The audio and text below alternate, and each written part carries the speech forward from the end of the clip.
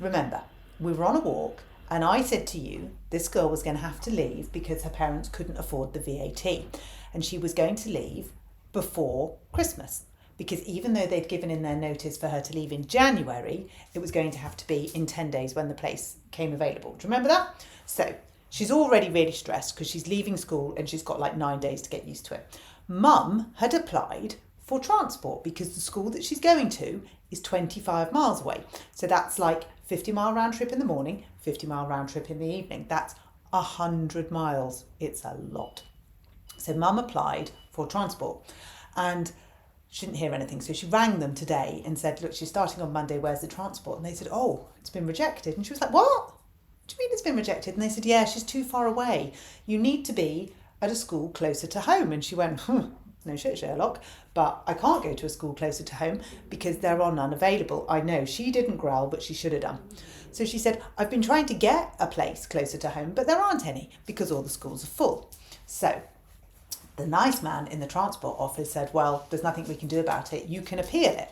And she said, well, how do I do that? And he said, well, you need to go to the ombudsman. And she said, but she goes to school on Monday. When's the ombudsman going to make a decision? And he said, well, I don't know. And she said, well, could you not talk to the local authority and the schools people and either get her in a place closer to home now so that she doesn't have to go to one school and then another school, or could you speak to them and see if they'll appeal it? Because I think they're in the office next door to you. And do you know what they said?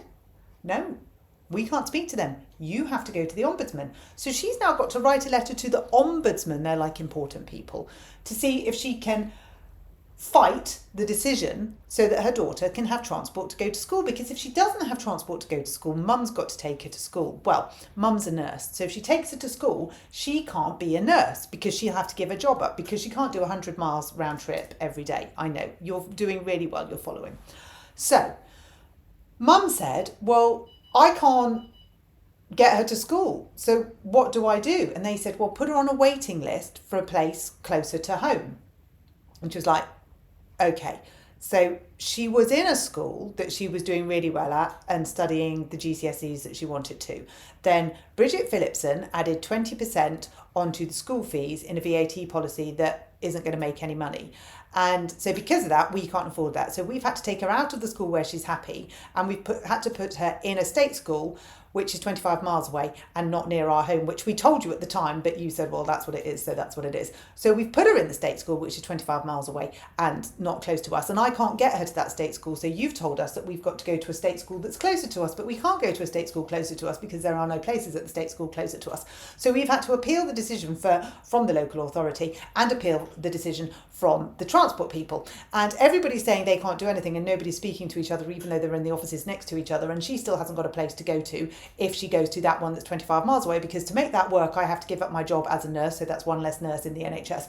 So if there's one less nurse in the NHS, there's also one less income in the household. And that means I'm not paying my income tax, which means the government's getting less money from me. But I will need benefits because I can't afford the diesel to do the 100-mile round trip every day if I haven't got an income. So, whoa, that's a lot. And then we get on to the worst bit. So the daughter, who was really happy and doing all the 10 GCSEs that she wanted to, is now going to a school that's 25 miles away. She can't do the 10 GCSEs that she wants to. In fact, she can only do 8 of the GCSEs that she wanted to. And she can't take any of the coursework with her. So she's got to do new coursework at the school, even though she hasn't already started it yet. And they teach a different syllabus and it's a different education exam or board. So that is quite confusing. Anyway, she's leaving all of her friends and everything that she knows. She's travelling 25 miles a day to get to, or 25 miles in the morning, 25 miles in the evening. You're doing really well here. So that's 100 miles a day she's travelling for school to do 2 less GCSEs, not with any of her friends. And if she wants transport, she has to go to a school that's closer to home, which is a wait list. So she will then leave the good school, go to the first state school, and then when there's a place in the other state school, go to the second state school. And if the second state school doesn't do the GCSEs that the first state school was doing, then we're down even more GCSEs. Capiche? Silence. Nothing? Nothing.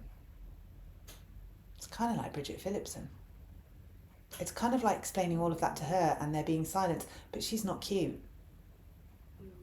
No, I know, sausage. She does growl though. She's a bit like you. She's like a Rottweiler dressed in a dachshund's clothing. I feel that's being a bit mean to you. Yeah. Bit of a mess, hey?